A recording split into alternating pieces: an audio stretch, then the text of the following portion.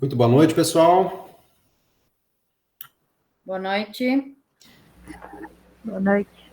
Boa noite, sejam bem-vindos.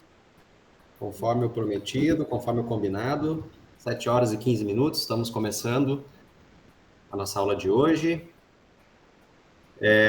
Antes de começarmos, eu gostaria de dar as boas-vindas ao nosso novo colega, o Guilherme, que está adentrando a nossa disciplina hoje. Boa noite, boa noite. Boa noite, Guilherme, seja bem-vindo. Muito obrigado. Aline, Leoclécia, tudo bem com vocês? Tudo bem. Tá certo. Guilherme, como é de praxe aqui da nossa disciplina, será que você poderia falar um pouquinho sobre a tua situação, o teu momento, no que você trabalha, qual a tua expectativa para a disciplina? Poderia conversar um pouquinho com nós, se apresentar para a turma aí, rapidamente? Bom, primeiramente, meu nome é Guilherme, tenho 18 anos, atualmente eu estou no Exército, como soldado recruta, né? Uhum. E sobre a questão da disciplina que o senhor disse, eu sempre me interessei pela área de vendas, né? Tanto que eu sempre planejei investir nisso desde o princípio. Eu tentei o técnico em informática primeiro, mas eu vi que não era muito bem o que queria, e acabei trocando para o técnico em marketing. Conversei com minha mãe sobre isso e troquei para o técnico em marketing. Certo. Bacana. Espero que tu goste da nossa disciplina, espero que isso agregue bastante aí no teu futuro, na tua profissão, e seja muito bem-vindo, que a gente possa mais conhecimento para tua carreira, para tua profissão, e que essa disciplina seja muito útil para ti, tá bom? nós temos que conversar depois de forma individual também, Guilherme, sobre a recuperação das aulas que tu não participou. Então, assim que nós finalizarmos a nossa aula de hoje, eu combino contigo certinho. Provavelmente no decorrer da semana a gente vai ter que fazer aí uma nova reunião aqui pelo Zoom mesmo, pelo Meet mesmo, e a gente recupera daí contigo essas aulas que tu não participou, até porque já tivemos uma avaliação também, né, que tu não fizeste, trabalho, enfim. Tá bom? Tudo certo, tudo certo. Ok. Tem um outro caso que é similar ao teu, que é da nossa colega Karine. Ela também vai entrar, ela sempre entra um pouco depois em razão dos horários de trabalho dela. E provavelmente eu vou tentar encaixar os horários de vocês dois para nós fazermos numa vez só. Bem? Bruna, seja bem-vinda. Então, pessoal, começando de fato, né, nosso encontro de hoje, da nossa disciplina de Fundamentos da Administração, hoje vai ser um complemento, né, ao nosso conteúdo, que é um estudo temporal, né? Nós estamos nessa disciplina, ao Guilherme que está chegando agora, e também aos demais colegas, nós falamos desde o primeiro encontro que os fatos na história da administração, eles tiveram datas concretas para acontecer, né? Cada período histórico teve a importância para a construção do conhecimento e para que essas técnicas fossem aprimoradas e introduzidas no seu determinado período para dentro das organizações. Chegamos agora no momento da disciplina, né? E eu vou tentar conduzir a nossa aula de hoje de uma forma que a gente possa incluir também, né, e trazer para dentro da disciplina o Guilherme, que está chegando agora, a Karine também, que vai adentrar depois, né, que não pegaram o conteúdo desde o início, né? Mas para quem pegou o conteúdo desde o início, fica ainda mais fácil de você enxergar essas adaptações, né?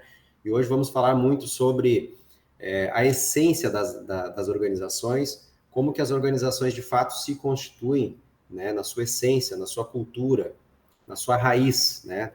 Desde que nós constituímos uma pessoa jurídica, ela já nasce com conceitos, com características que nós sócios, nós empreendedores, levamos para dentro delas, né? Eu sempre gosto de fazer um comparativo dessa essência e também comparando isso a nós, pessoas, seres humanos, né?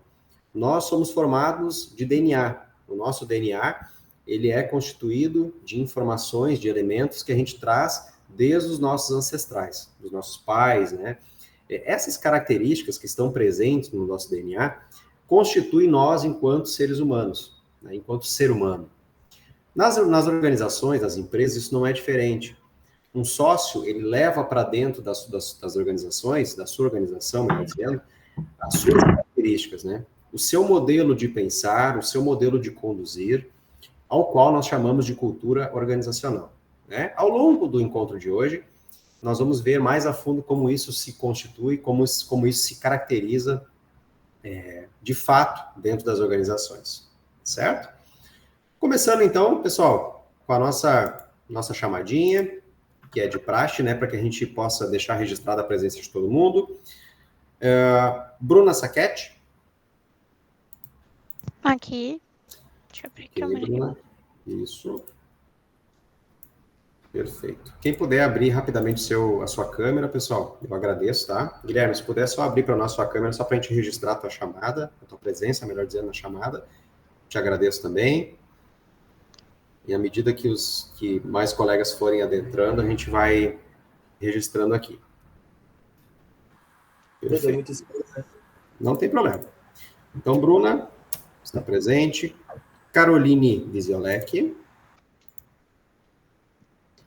Caroline, por enquanto, não. Leuclécia. Leuclécia, obrigado. A Paula me avisou que hoje não participaria, ela tem um outro compromisso. Aline. Aqui. Tá ali a Aline. A Karine já me avisou que vai chegar um pouco depois. E o Guilherme Shimonek, né, Guilherme? Beleza. Isso aí. Tá registrada a presença do Guilherme também. Bom, pessoal, vamos rapidamente darmos uma olhada para o nosso cronograma da disciplina, tá? Que isso é importante nessa altura do campeonato, nós enxergarmos aonde que nós nos encontramos aqui na disciplina. Todo mundo enxergando? Sim. Sim? Bom, hoje, dia 12 de setembro, esse ano está passando muito rápido, né? Estamos aí no dia 12 de setembro. Chegamos ao nosso encontro que antecede a nossa última aula presencial. Presencial no formato online, né? Deixar isso claro. Por quê? Porque é importante comentarmos isso, porque no dia 26, já desse mês, teremos a nossa segunda avaliação para aqueles colegas que estão dentro do cronograma original, né? E para os colegas que não estão dentro do cronograma original, a gente pretende também encerrar dentro desse mês, né? Então, setembro será o nosso último mês, né, dessa disciplina. Se porventura alguém ficar em exame, eu espero que não, né? Espero que ninguém precise do exame, né? Aí vai se estender para a primeira semana de outubro, né? Para aqueles que não tiverem exame, já estarão liberados aí para curtir e aproveitar a Oktoberfest. Hoje, então, pessoal, dando uma sequência aí, que nós já começamos na aula da semana passada, que nós introduzimos o assunto da escola comportamental, né? Falamos bastante sobre a importância das pessoas dentro das organizações, né? Vimos a notoriedade, a importância que uma organização tem na vida de uma pessoa, né? E como é importante você assimilar os desejos pessoais, os sonhos de cada colaborador, né? E aliar isso também às necessidades e os objetivos da organização, né? Hoje, então, nós vamos falar mais especificamente sobre o que constitui a essência do negócio, de qualquer organização, tá bom? Começando, então, gente, né? A falarmos sobre cultura organizacional. Só por gentileza, todo mundo enxergando os slides? Ainda não. Uhum. Não? Deixa eu interromper e passar novamente aqui para vocês. Assim que aparecer, vocês me avisem, por gentileza. Agora sim. Ok. Cultura organizacional. O que vem a ser uma cultura organizacional? O que vem a ser parte constituinte de uma cultura organizacional? Que trem é esse, né? Que bicho é esse? Bom, pessoal, o significado, né? Todos aqueles valores que a gente compartilha entre os membros da organização, todas aquelas pessoas que fazem parte da organização, ao qual nós transmitimos através de histórias, de simbologias, de linguagens, né? E que diferenciam uma organização da outra, nós podemos chamar de cultura organizacional. Tem o objetivo de guiar e modelar o comportamento dos indivíduos que fazem parte desse negócio. Cultura é todo aquele complexo que inclui conhecimento, crenças, artes. Vamos entrar também na parte moral, na parte do direito, os costumes que estão envolvidos, né? Além de outras capacidades e hábitos que a gente adquire ao longo dos anos, né? Se você parar para pensar e fazer novamente uma associação a uma simbologia que nós, seres humanos, temos, né? Por que culturalmente a gente faz determinadas coisas e opta por não fazer outras, né? Por que a nossa crença, ela se modela a fazer algo, né? A ter alguns hábitos compartilhados e outros não, né? Por que a gente pensa de determinada maneira para um assunto e pensa de determinada maneira para outro, né? Se vocês nunca pararam para pensar, né, a gente vai moldando isso e vai alinhando e formando também a nossa cultura organizacional ao longo dos anos. E com o passar dos anos, a gente vai criando conhecimento, adquirindo novos conceitos, adquirindo novas informações acerca, né, de tudo que nos rodeia, e vai também associando essas informações e modelando isso ao nosso comportamento. Nas organizações, isso não é diferente, né? O que constitui uma cultura organizacional é aquilo que os sócios, os proprietários, os empreendedores trazem para dentro da organização E ao longo dos anos a gente vai modelando por todos esses aspectos que eu comentei anteriormente. Né? Nós temos aí 3 níveis da cultura organizacional. O primeiro deles, os artefatos. O nível artefato é aquele nível mais próximo de uma superfície.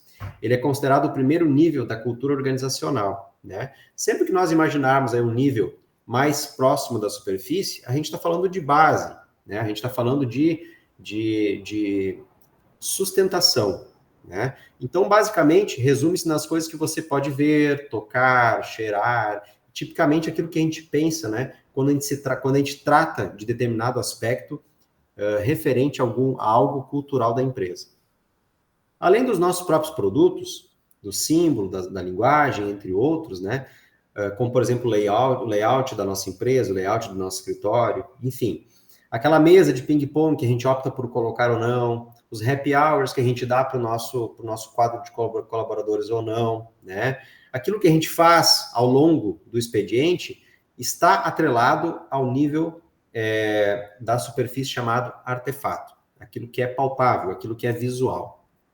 No segundo nível, a gente está falando de valores que são compartilhados e que são não tão tangíveis quanto o nível superficial. A gente está falando daqueles valores e crenças que a gente compartilha e defende, né, e que representam também um nível mais profundo dessas camadas, porém são imperceptíveis. Se resume nas coisas que a gente acha e acredita ou diz acreditar. Também aquela declaração de missão que a gente escreve em conjunto com o nosso quadro de colaboradores, é o nosso código de conduta que está lá impresso no manual do colaborador, né? São os nossos princípios, os nossos valores, a nossa filosofia que está entranhada na essência da nossa organização e que o nosso CEO, os nossos gestores, ou nós mesmos, né, defendemos e abordamos durante as nossas reuniões com o nosso quadro colaborativo. E também temos os nossos pressupostos, né? Pressupostos é a nossa última camada cultural. São aquelas premissas que a gente realmente acredita, que está atrelada a uma base de cultura e fazem crescer a partir desses valores e é parte do nosso inconsciente, né? Da parte subjetiva do negócio. Então, como estão num nível mais profundo, é mais difícil de mudá-las. Aqui eu poderia ilustrar esses 3 níveis dizendo para vocês o seguinte, que o nível mais superficial, né? Vamos voltar a ele, o nível artefato, o nível mais visual é aquilo que a gente consegue moldar e modificar mais facilmente, né? Agora, o nível intermediário e o nível da mais alta escala são níveis mais complicados de você alterar, porque isso já faz parte da nossa essência. Bom, assim, se pudermos influenciar essas suposições, né, podemos influenciar a cultura. Essas informações, elas podem ser alteradas.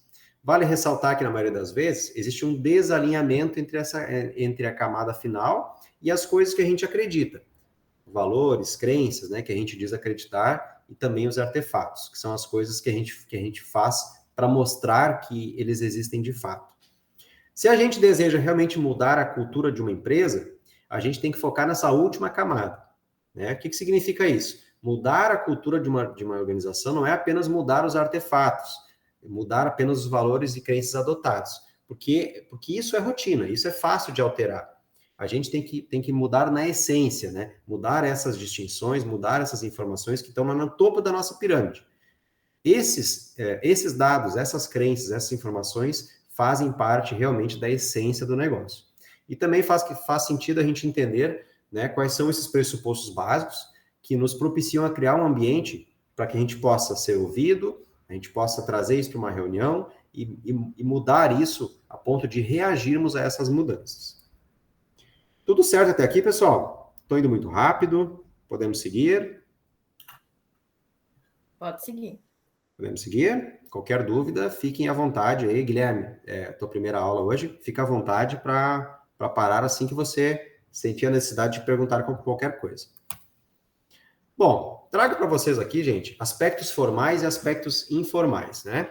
Podemos resumir da seguinte forma. Os aspectos formais são aqueles aspectos abertos, né? Enquanto os aspectos informais são os aspectos intangíveis, ocultos.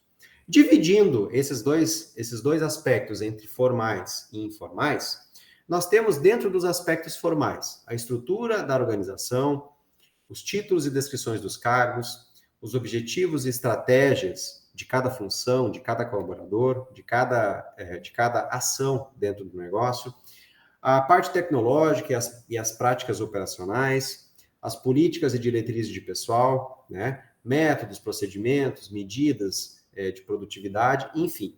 Esses componentes visíveis e publicamente observáveis, eles são orientados para aspectos operacionais de tarefas, tá? Aqui a gente está falando de operacionalidade, pessoal. Dentro da parte operacional, nós trazemos os aspectos formais e abertos. Topo da pirâmide, mais difícil da gente modificar dentro de uma cultura organizacional. E nos aspectos informais, né, nós trazemos aí os padrões de influenciação e de poder, trazemos as percepções, as atitudes que as pessoas têm em determinada situação, nós estamos mexendo com sentimentos, normas de convivência de pessoas em grupos, né? Falamos também de crenças, valores, expectativas. Eu aproveito para trazer aqui para dentro também a parte de religião, né? Muita gente traz isso também para dentro das organizações, traz isso na sua essência enquanto pessoa, além daqueles outros padrões informais, normas de trabalhar em grupo, né? Relações afetivas, enfim. Esses aspectos, por último mencionados, são componentes invisíveis e cobertos. Eles são afetivos e emocionais, orientados para aspectos sociais e psicológicos. Então, temos que dividir muito bem isso, né? Dentro dos aspectos formais, eu estou falando daquelas questões mais práticas, operacionais e relacionadas a tarefas. E aspectos informais e ocultos, eu estou falando da essência cultural das pessoas que fazem parte também do negócio.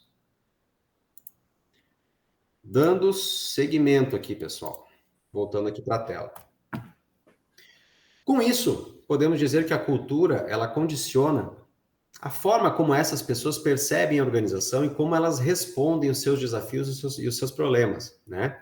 Também guia o comportamento e a decisão e influencia o desempenho da organização, né? Além disso, elas mostram como a organização se ela é democrática ou autoritária, né? Dependendo da sua linha de comando, se ela é centralizada ou descentralizada na tomada de decisão, e na parte motivacional, né? Se ela é uma organização comum, a cultura forte e valores compartilhados, ou se é uma mescla de tudo isso a ponto de se destacar no ambiente. Aqui nós temos um exemplo de uma empresa que talvez, acredito que todos vocês conheçam, né? Estamos falando do Magazine Luiza. É um exemplo do que é um formato subjetivo, mas que faz parte da cultura da organização, né? Luiza Trajano, presidente e fundadora do Magazine Luiza. Um exemplo relacionado a ela. Todas as segundas pela manhã, a presidente da organização, ela segue um ritual juntamente com os seus funcionários. Eles cantam o hino nacional, o hino da empresa, recitam uma oração, né, a fim de entrosar os seus funcionários. Depois todos sentam, discutem desempenho, metas, resultados, né? E isso é uma forma que eles encontraram de tentar trazer para dentro da cultura da organização esses 14 mil colaboradores, né? Junto com seus valores, trazendo e levando para eles o jeito de ser da Magazine Luiza, e como resultado dessa cultura, a empresa tem se destacado ao longo dos anos, né, ganhando alguns prêmios de reconhecimento, né, como melhor empresa para se trabalhar no Brasil, é um título dado pela revista Exame, dentre outros, né, títulos que a empresa ganha também, além dos baixos índices de rotatividade.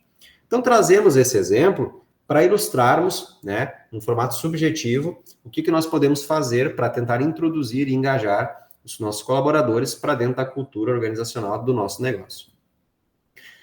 Bom, aqui nós estamos vendo, pessoal, um ciclo de retroalimentação. O que quer dizer isso, né? Dentro de um eixo, dentro de uma roda, dentro de um redoma, nós temos a cultura organizacional. Fora da cultura organizacional, que constitui a base e as extremidades desse eixo, nós temos alguns elementos que, em singularidade, né, trabalhando juntos, eles formatam essa cultura. Como, por exemplo, os objetivos e os propósitos do negócio, a parte de comunicação, né, como os líderes se comunicam com os colaboradores, como os encarregados de setor, encarregados de função, coordenadores, superintendentes, enfim, dependendo do tamanho da organização, como é essa comunicação, né, entre os setores, entre as pessoas que constituem esse negócio? Como é que é a questão da liderança? Como é que é o centro de comando? Quem lidera? Como lidera? Né? A parte de formatação de processo, como é que é desenhado? Como é que é passado? Tem um manual de procedimentos? Não tem, né? Como é que a gente tenta engajar a nossa equipe? Fazer esse engajamento é algo complicado, é algo difícil, né? Que ações a empresa adota para tornar uma equipe engajada, para buscar esses resultados propostos, né? A questão de meritocracia. Eu zelo por uma meritocracia na minha empresa, ou qualquer pessoa, qualquer colaborador tem a possibilidade de crescer independente do tempo que ele esteja exercendo sua função, né? Além de outros aspectos, como uma educação continuada, como é que eu trabalho a questão de treinamento, né? E tudo isso é um ciclo de retroalimentação, onde essas informações, elas estão sempre sendo novamente alimentadas, e isso está sempre se modificando, a ponto de fazer com que a minha cultura organizacional também esteja, dentro do possível, também se modificando, né? Existem aspectos, como nós vimos anteriormente, aspectos mais subjetivos, que a gente não muda da noite para o dia, né? Mas quando a gente fala em aspectos operacionais, é mais fácil sim. Por isso que esse ciclo se retroalimenta.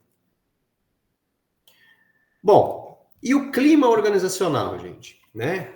Aqui nós estamos vendo na gravura pessoas, né? Um grupo de pessoas que estão, provavelmente a gente pode trazer essa ilustração, extrair dessa ilustração, eles estão engajados, eles estão colaborando, se ajudando, né? Podemos ver dentro da classificação por cores que nenhum é igual ao outro, né? Mas que juntos eles formam uma grande engrenagem, né? Por que eu falo isso, né? Porque isso traduz exatamente o que é o nosso clima organizacional, né? É essa mescla, é essa junção, é essa formatação de pessoas em prol de um objetivo comum. O que mais, né? Uma percepção coletiva que os empregados têm da empresa também. Eles têm práticas prolongadas, né? Eles estão juntos e agregando a essas práticas, né? As suas políticas, as estruturas montadas, os sistemas estruturados, os processos, os valores do negócio, né?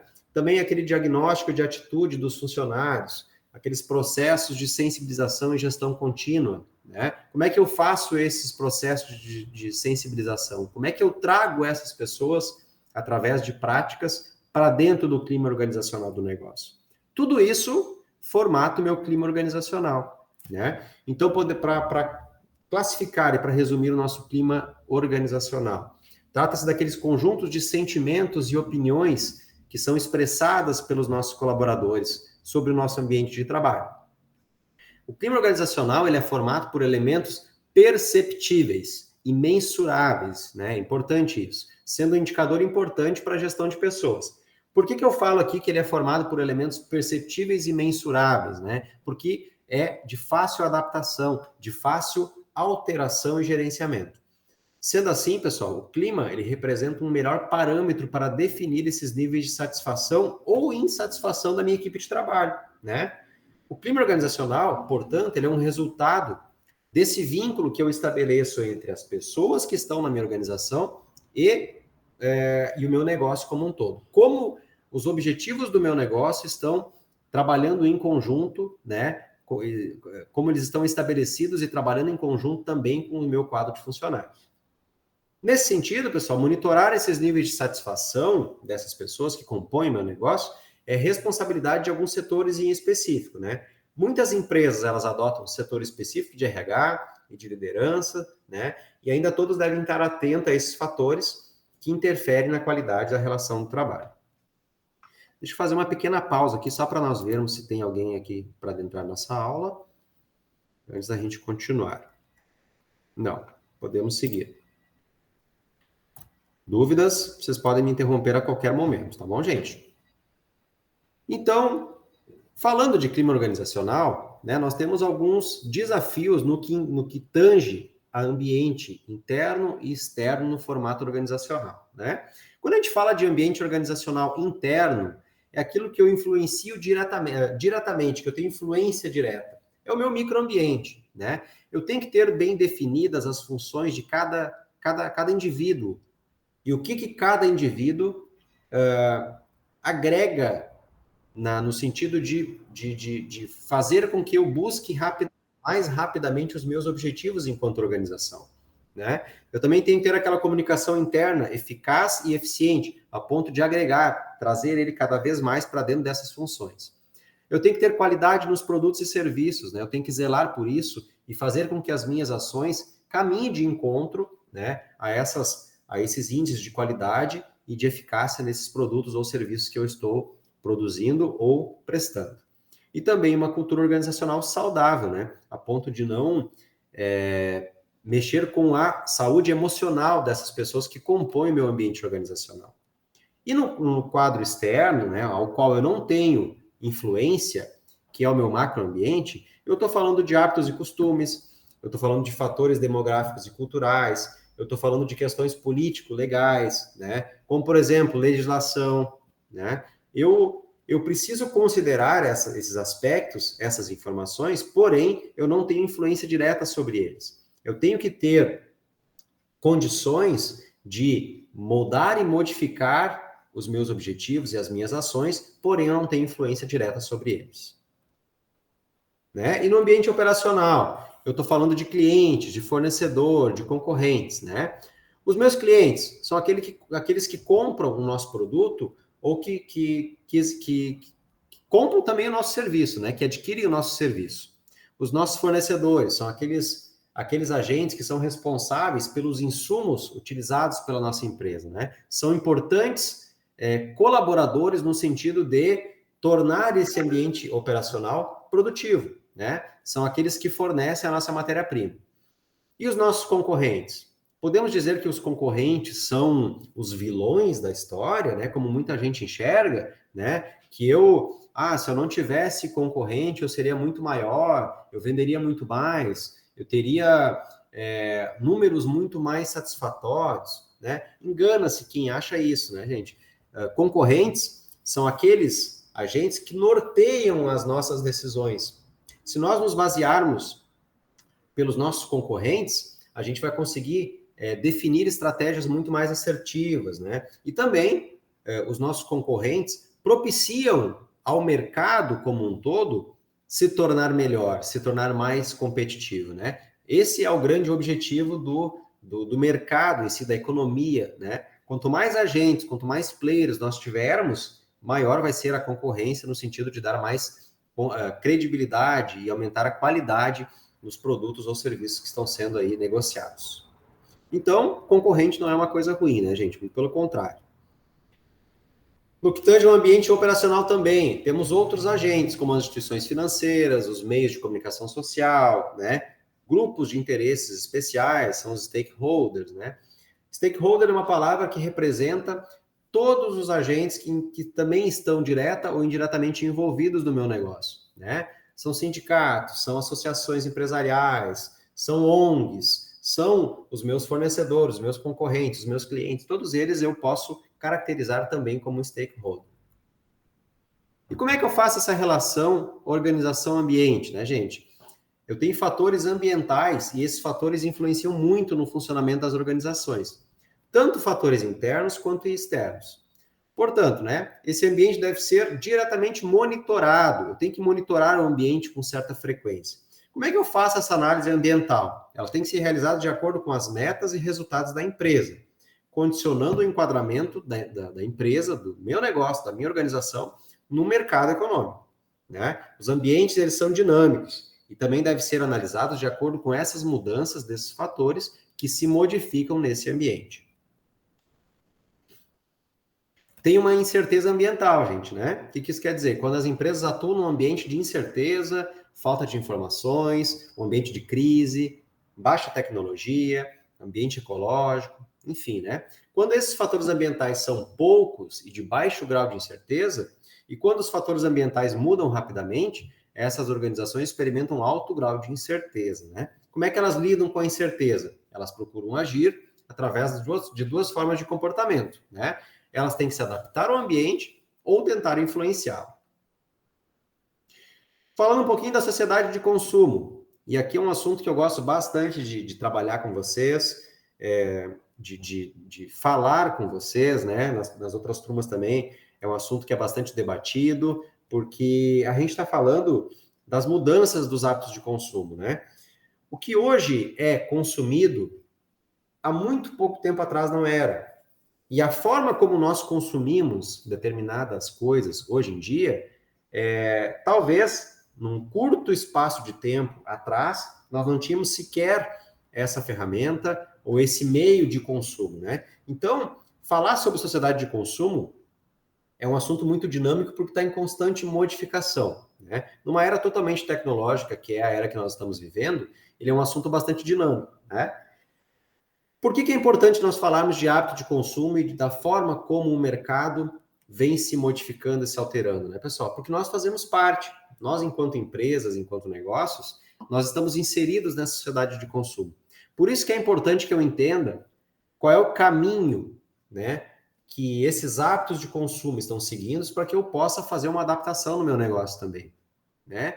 Então, vamos lá. A sociedade está voltada para a produção, produtos, né, prestação de serviços, novos produtos, novos players, novas formas de consumo, né? Então, levando em consideração que essas empresas, que essas organizações são compostas por pessoas, recursos físicos, né, que atendem essas necessidades de consumo para a sociedade, a gente vive em prol disso e depende desse trabalho gerado por eles também, né? Então, nós giramos em torno dessas organizações, sejam elas privadas, que visam lucro, né, as empresas aí privadas, ou as entidades não lucrativas, como, por exemplo, o próprio Exército, as igrejas, serviços públicos, entidades filantrópicas, ONGs, dentre outras, né?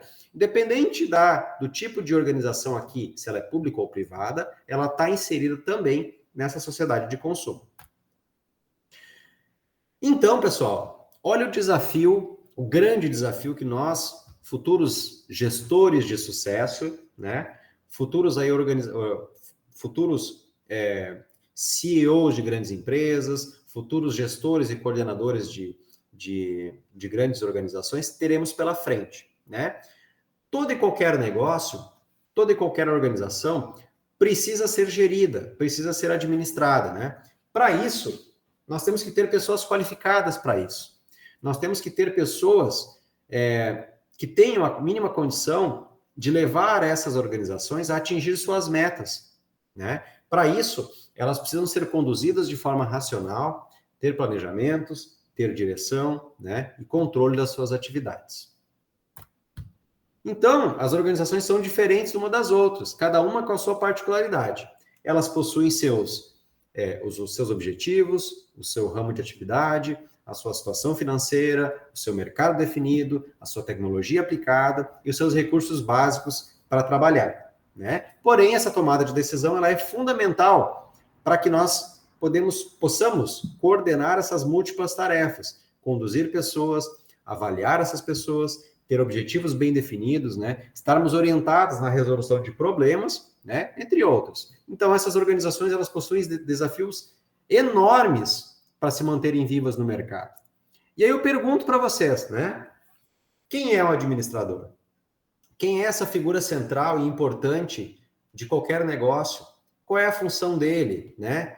Ele tem uma característica importante em comum? Como ele precisa ser? Como ele não deve ser, né? Vamos falar um pouquinho sobre o administrador.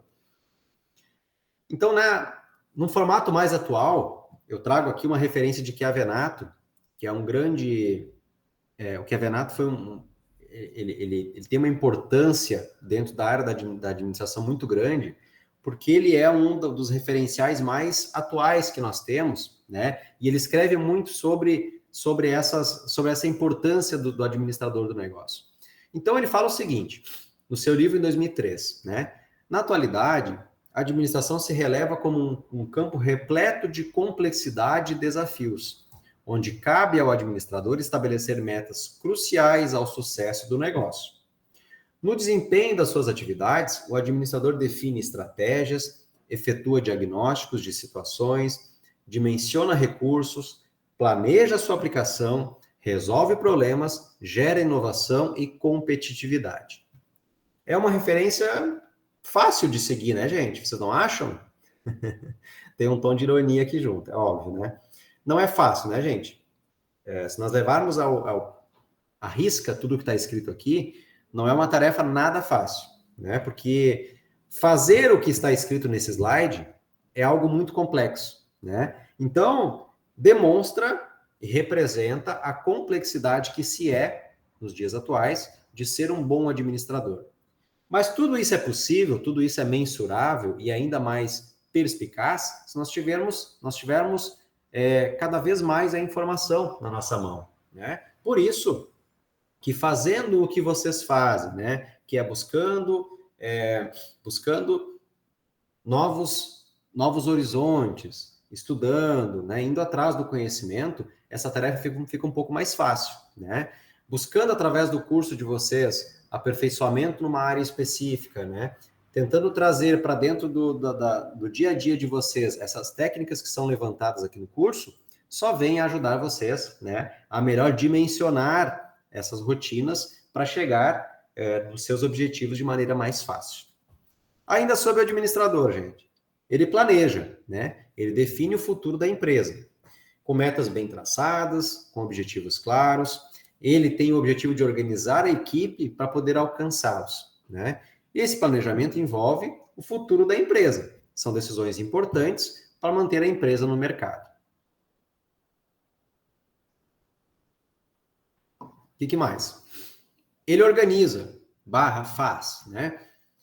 Quais as pessoas, quanto de recurso, né? Qual é o tamanho de produção que eu preciso para alcançar as metas estabelecidas, né? Também faz parte aí do panorama do administrador definir isso. Ele dirige, ele lidera, né? Ele também motiva, interage com todos os gestores e setores da organização. Ele busca uma harmonia da equipe. Ele tenta evitar conflitos, né, para atingir os objetivos de interesse da organização. Ele controla, né? Ele escolhe as ferramentas de controle das tarefas. Ele mede o que está sendo controlado e gerencia esse controle. Aqui nós temos uma base do comportamento individual nas organizações, tá? Levamos em consideração, dentro desse núcleo, né, nós temos aí uma dimensão do comportamento individual. Para a formatação dessa dimensão do comportamento individual, nós temos que levar em consideração 4 aspectos, né? É aquilo que a gente aprende, aquilo que a gente põe em prática, também levamos em consideração a nossa personalidade e a nossa percepção sobre determinado aspecto. Se nós entrelaçarmos essas características, a gente torna possível, né, a dimensionar esse comportamento individual e termos uma referência do tipo de atitude que cada pessoa terá para determinada situação. É isso que essa figura está ilustrando para vocês.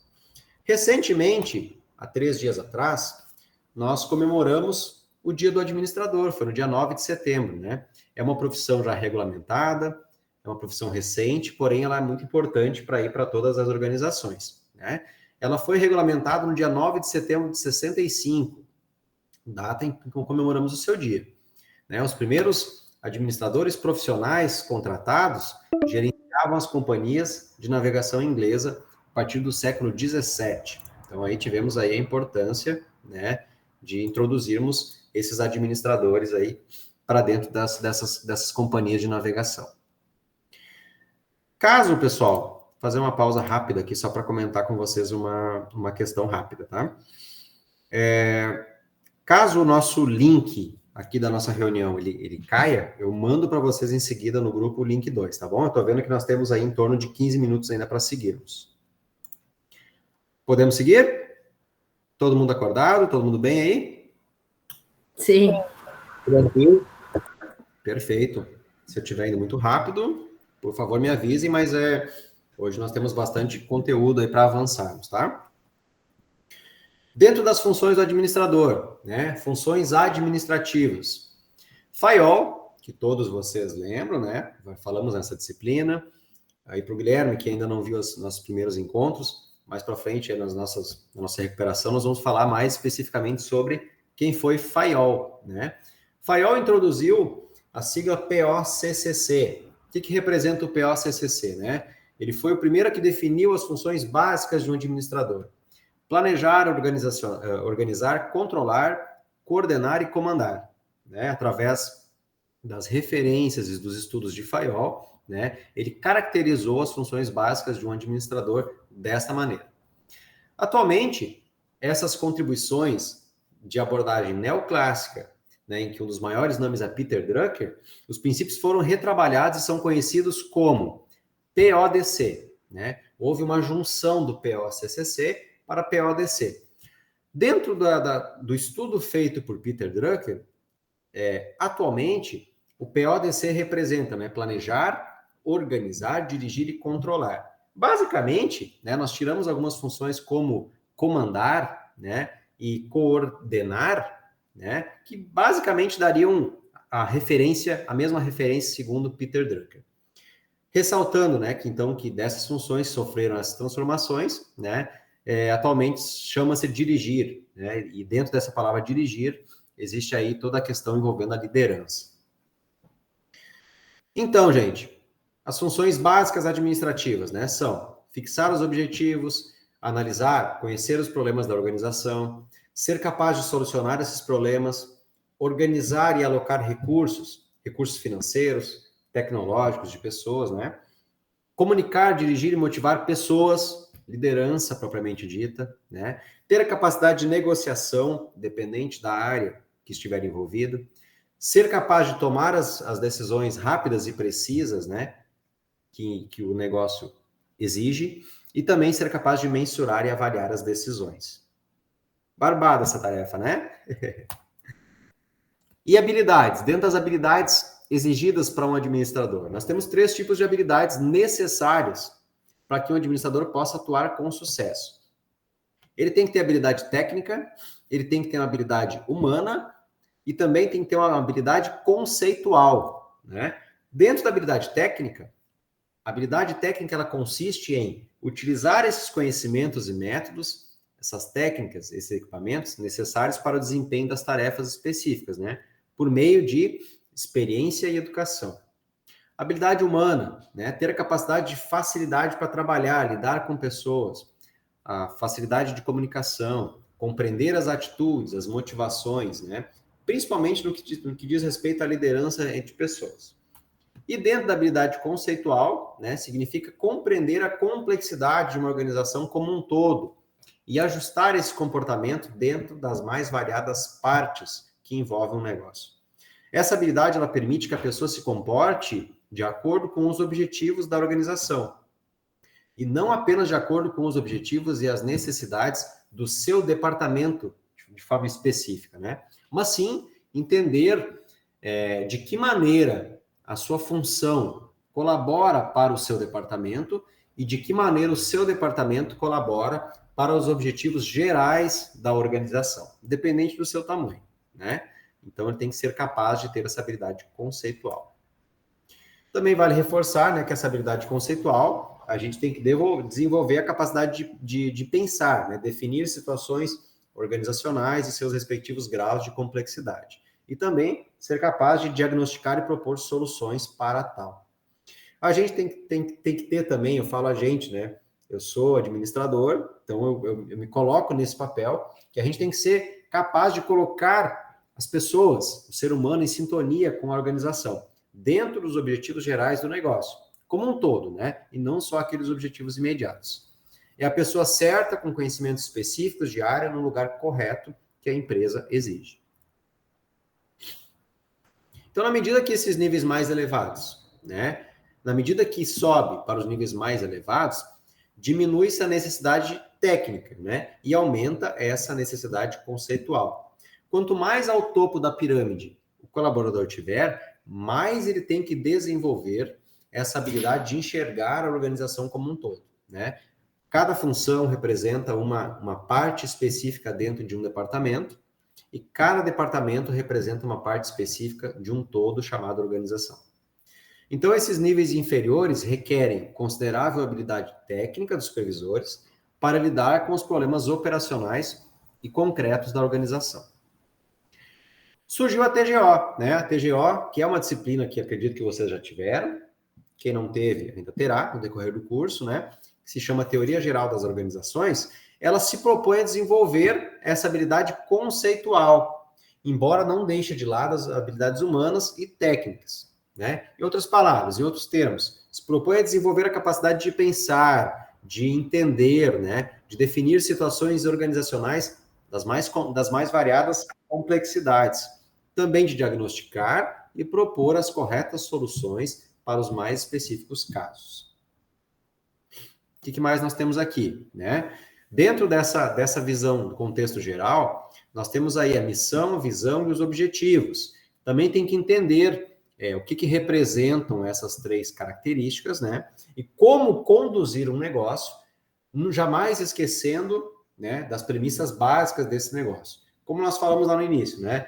A cultura organizacional e o clima organizacional fazem parte dessas ações que o administrador terá que conduzir em prol dos objetivos que serão traçados.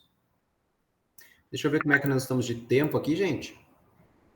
Temos ainda mais uns minutinhos, tá? Então, podemos seguir antes que o nosso link nos interrompa.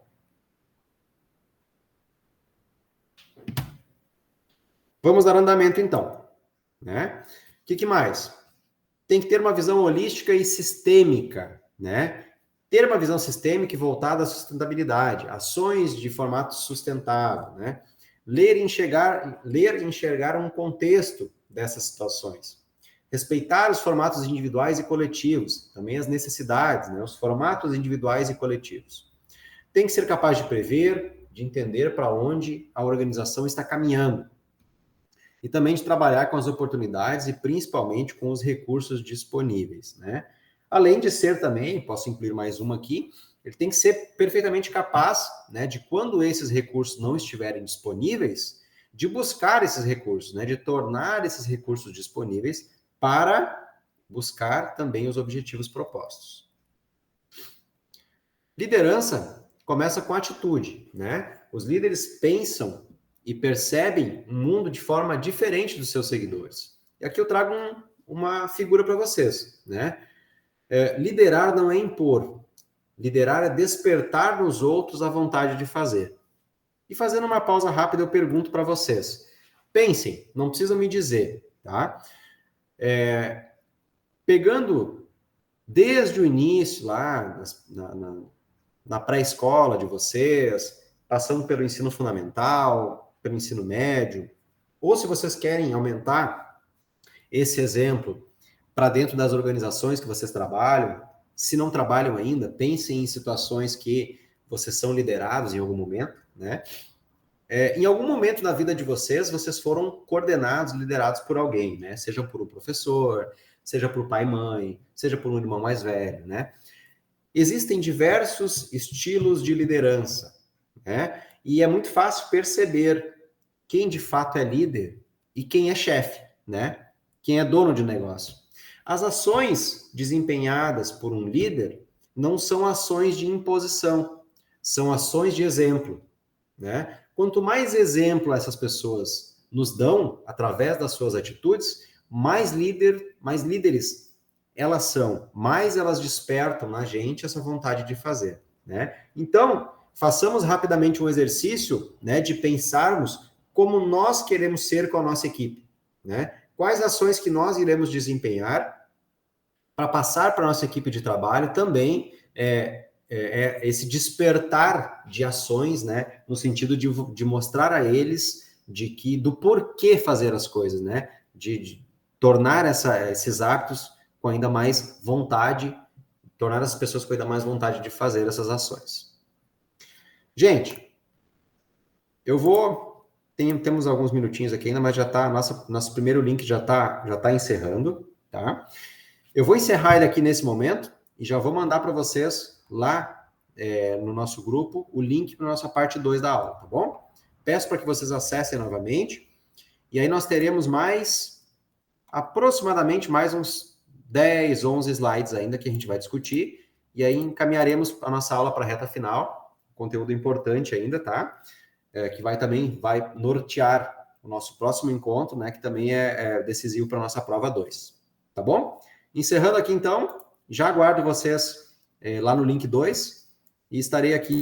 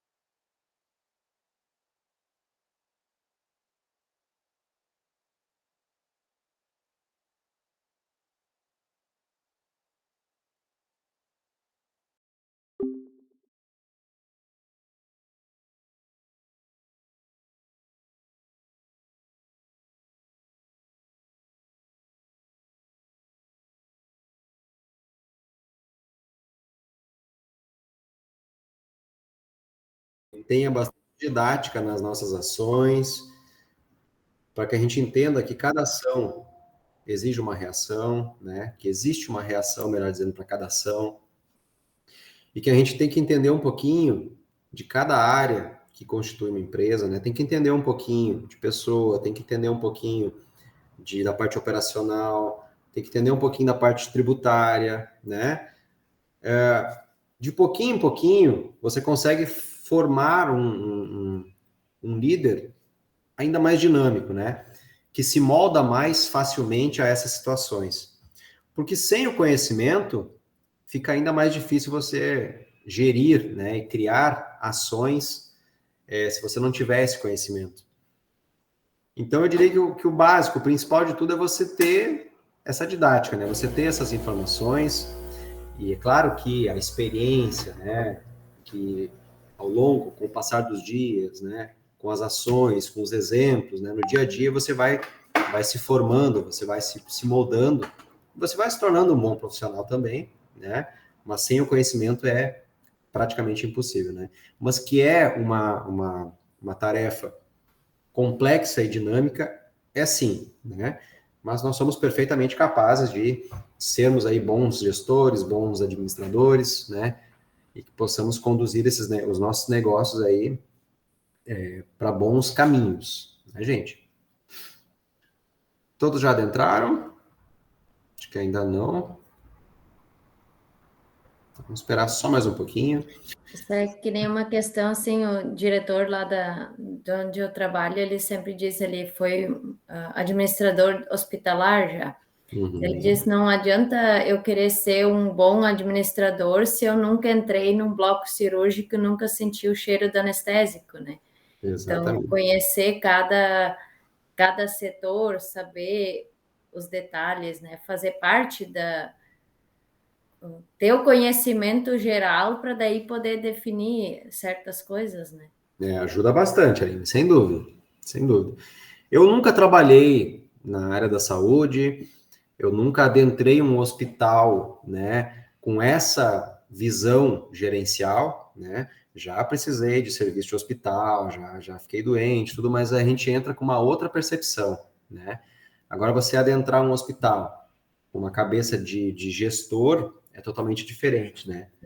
Então, realmente, posso vir a me tornar um administrador hospitalar? Posso, mas acho que o primeiro de tudo é ter essa vivência do negócio, entender as ações, as necessidades, as demandas, né?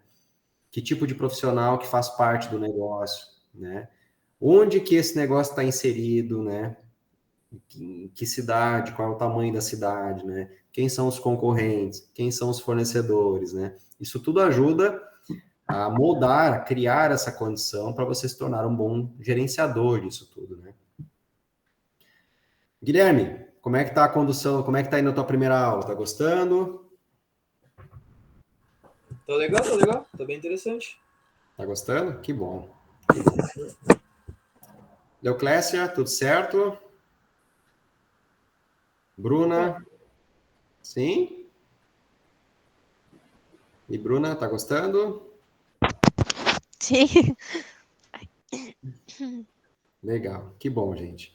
Bom, temos que avançar mais um pouquinho ainda, tá? Temos ainda um restinho do nosso conteúdo de hoje, né? Eu tive que avançar um pouquinho mais rápido hoje, porque nós tínhamos bastante conteúdo, né?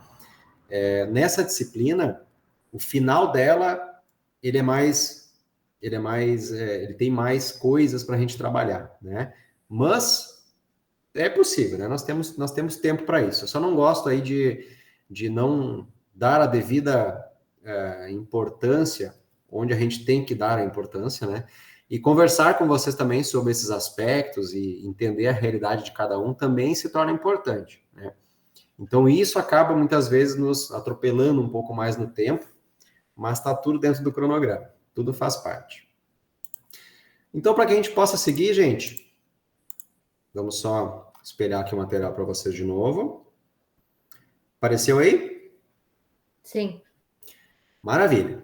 Então, liderança, né, é como eu conduzo um grupo de pessoas, né? Como é que eu transformo esse grupo? Como é que eu norteio esse grupo, né? Uma equipe, ela existe para gerar resultados. Teoricamente, quanto mais satisfatórios forem esses resultados, melhor líder eu sou, né? Só que não é bem assim, né? Eu diria que para você ser um bom líder, você tem que alcançar esses resultados e motivar as pessoas que estão, que fazem parte desse processo, né? Então, liderança é a habilidade de motivar, de influenciar essas pessoas, né, de forma ética e positiva, para que essas pessoas contribuam voluntariamente, com entusiasmo, para alcançar esses objetivos que são propostos pela equipe e da organização, né? Então, líder, conceituação de um líder, né? Temos que levar em consideração sua personalidade, seu caráter, as suas características intrínsecas, e não somente as ações e as atitudes nas tomadas de decisão, né? Sabe-se que em busca por resultados tangíveis sempre foi um grande motivador da vida das organizações, né? Foi com esse objetivo que Taylor, com a administração científica, Ford com a linha da montagem, Fayol com o processo, Max Weber com a teoria da burocracia, e também na escola clássica, né, de Automaio, incorporaram essas variáveis ao processo de gerenciamento e administração, né? Guilherme, isso tudo eu vou recuperar contigo depois, tá? Nós vimos aí desde lá da teoria clássica, Nós falamos de Taylor, falamos de Ford, a linha de montagem, né? Falamos de Fayol, como que Fayol entendia a questão de montagem de processo, como que Max Weber, através da sua teoria de burocracia, né, desenvolveu aí uma escola diferente, Elton Mayo, né, variáveis, gerenciamento de pessoas, né, Maslow também com a formatação dessas necessidades de pessoas às organizações, né? Isso tudo foi moldando e continua moldando estilos de liderança. Então começa-se a partir daí a delinearmos, né, essa concepção do moderno conceito de liderança. Nós temos que trazer sempre os exemplos de primórdios, né? A escola clássica ela sempre vai ser modelo para todos esses conceitos. Só que o mercado ele vai se modificando, ele se modifica muito rápido, né? Então, fazer esse delineamento, né, aos novos conceitos de liderança, se torna importante sim, né? Nessa vertente, né, nós ainda temos que diferenciar, né? Qual é a diferença entre um verdadeiro líder, né, um dominador e um patrão, né? São três conceituações que nós utilizamos de formatos de liderança. Então, a dominação, ela é mantida através de um sistema organizado ou não, por um reconhecimento espontâneo, né? O objetivo do grupo é escolhido pelo chefe, de acordo com os interesses dele, sem ser determinado pelo próprio grupo. Ou seja, eu faço e vocês obedecem. Vocês obedecem porque vocês precisam e eu mando porque eu posso, né? Basicamente, é assim que funciona o estilo dominação, né? Na dominação, há pouco ou nenhum sentimento de participação na consecução dos objetivos, né? Esses objetivos, eles são traçados, eles são norteados, porém não são discutidos, né? Não tem nenhum sentimento envolvido. Se você serve para que eu atinja os meus objetivos, você serve para trabalhar na minha organização. Se você não serve para eu atingir os meus objetivos, passar bem, né? Você vai ser substituído por outra pessoa. Então, nessas relações de dominação, há um abismo grande entre a cabeça pensante e os subordinados, né? E essa cabeça pensante, o chefe, ele procura manter essa distância até como uma ajuda, né? Para não existir uma coação entre esse grupo. Então, esse estilo, essa dominação não leva em conta o consentimento, não existe uma troca consensual. Algumas diferenças, né, entre patrão e líder, né? Vou citar aqui algumas, né? Vai ficar no material para vocês utilizarem como fonte de consulta também. Deixa eu só fazer uma paradinha rápida aqui. Guilherme, você já tem acesso ao ambiente virtual da disciplina? No caso, o que o senhor está falando é o site lá. Isso, lá no AVA. Sim, senhor, eu tenho, só não sei se continua a mesma chave de acesso, porque eu troquei de curso, né? Eu teria que verificar lá com a Ideal primeiro. Tá, dá uma olhadinha nisso para mim, porque o material tá todo postado lá, tá? E vai ser importante que tu tenha acesso a esse material para tu fazer as avaliações depois. Eu posso te mandar também, tá? Não é esse o problema. Mas seria melhor se tu tivesse acesso por lá, tá bem? Então tu verifica isso para mim e qualquer coisa, se você não estiver conseguindo, você me avisa que eu providencio esse acesso para você, tá bom? Tá bom, eu falo com eles lá. Né? Ok. Então, algumas diferenças básicas entre patrão e líder, né, gente? Patrão manda, líder orienta, patrão amedronta, o líder entusiasma, né? Foi o que nós vimos anteriormente. O patrão diz, vai lá e faz. O líder diz, vamos lá, né? Dentre outras diferenciações que são muito perceptíveis, né?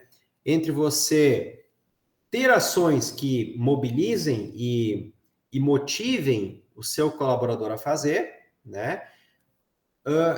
E que não façam ele fazer simplesmente porque ele é obrigado a fazer, né? Então, essa é a grande diferenciação entre um bom gestor, um bom líder, né? E um patrão, um dono de negócio, um líder dominador, né, gente? Então, o resultado de um bom líder, né? Aquele que agrega nas suas ações, né? Que torna essas pessoas envolvidas parte do processo, é que a organização ela cresce como um todo, né? O verdadeiro líder é aquele que percebe essa realidade. Ele tem plena consciência de que não basta apenas seguir os resultados e ser eficaz. Ele tem que pensar, de um modo geral, como ele vai obter esses resultados. Hersey, no seu livro de 2005, ele diz o seguinte, que a liderança ideal ela é feita por quem sabe influenciar sem manipular. É aquele que é flexível na medida exata para se adaptar rapidamente a situações diversas. Não se deslumbra facilmente com o poder que o cargo lhe confere. E, acima de tudo, ele vibra quando os que estão à sua volta são bem-sucedidos. É uma definição clássica aí de um bom estilo de liderança. Steve Jobs, né? Todos vocês já ouviram falar de Steve Jobs, né? Acredito eu.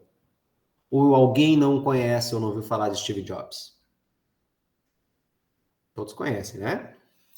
Ele é considerado um exemplo de liderança organizacional, porque ele foi um dos grandes líderes do seu tempo, né? Então, ele se destacava tanto pela sua rigidez, e muitas vezes até estupidez, com que tratava os seus funcionários, mas também pela sua genialidade na gestão, né? Ele foi um dos grandes responsáveis por tornar a Apple, né, uma empresa super contemporânea. Inclusive, eu vi que hoje foi lançado o iPhone 15, né? É uma empresa que nasceu de uma garagem na Califórnia, nos Estados Unidos, e hoje se tornou a empresa mais valiosa do mundo, capaz de fazer aí múltiplas inovações e tornar os seus produtos, né, alvo de consumidores do mundo inteiro, e pessoas aí são capazes até de fazer filas de espera para consumir os seus produtos, sempre focados em inovações, e tudo isso é moldado pela genialidade daquelas pessoas que constituíram a Apple, né? Steve Jobs é um deles. Então, ele tinha 5 princípios, né, que ele seguiu à risca até a sua morte. Ele morreu em 2011, né, e fizeram com que ele se tornasse um dos maiores gênios da tecnologia já conhecidos. Eu vou falar rapidamente quais seriam esses 5, tá, gente? Quando tudo está saindo errado, você tem que se manter focado, né? 2, a inovação é a distinção entre um líder e um seguidor.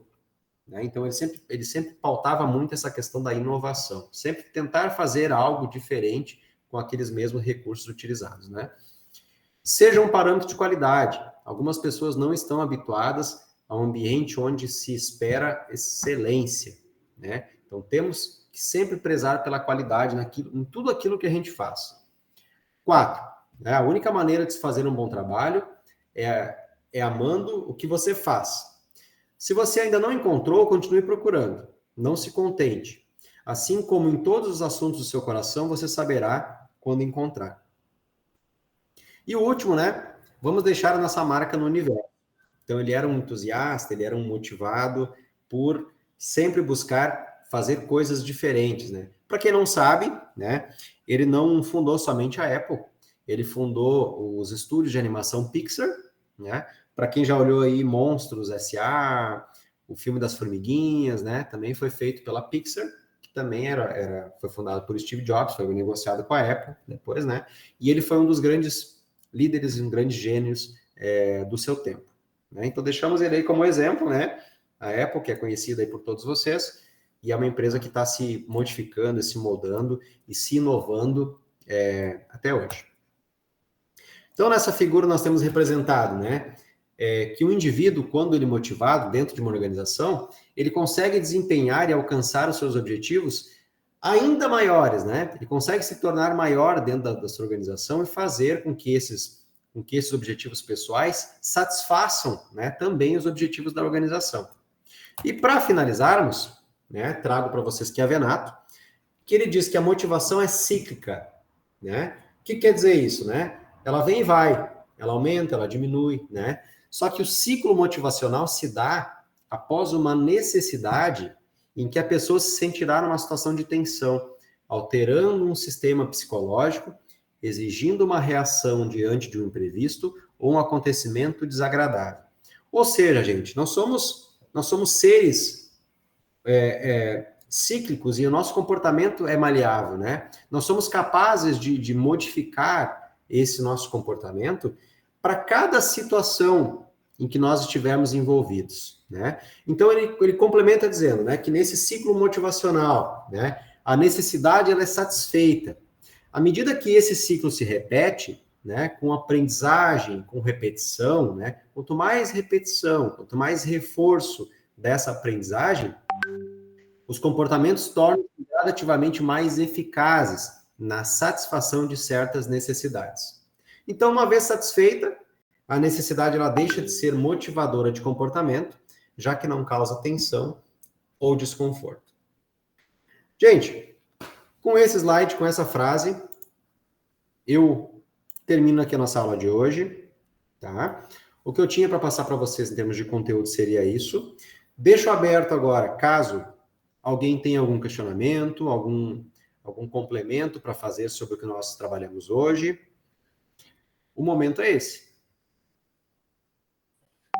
Tudo certo? Tudo entendido? Sim, senhor, para mim tá tranquilo aí. Tudo certo, Guilherme? Nenhum questionamento mesmo? Por enquanto não. Então tá. Eu agradeço de coração a presença de cada um, tá? Guilherme, amanhã eu vou te chamar para nós combinarmos aí a nossa aula de reforço, tá? Para eu te passar esse conteúdo, tá bem? Tá bom. Beleza. E para os demais, tá? Temos uma boa semana. O material está lá disponível para vocês consultarem. E eu permaneço à disposição também. Aline, rapidamente eu sinalizei lá o recebimento dos seus trabalhos, tá? Mas só para complementar também, está recebido. Parabenizo, ficou muito bom. Gostei do teu resumo, gostei das tuas questões, tá bom? E os demais colegas, na medida que forem me enviando, também vou dando alguns feedbacks individuais. Bruna, quer falar alguma coisa? Não, deixa. Eu ia falar exatamente sobre isso. Eu não te enviei ainda aquele trabalho lá. Não, tá tudo certo. Pode mandar até a semana que vem, não tem pressa, tá? Só sinalizei mesmo que eu já recebi o dali. Gente, obrigado de coração. Tenhamos uma ótima semana e que utilizemos aí um pouquinho do conteúdo que a gente trabalhou hoje no nosso dia a dia, na nossa vida, né? Para sempre estarmos aí motivados, né? Para essas questões cíclicas da nossa vida, né? Valeu, boa noite. Boa Fiquem noite. com Deus. Tchau, tchau. Tchau. Boa noite. Boa noite.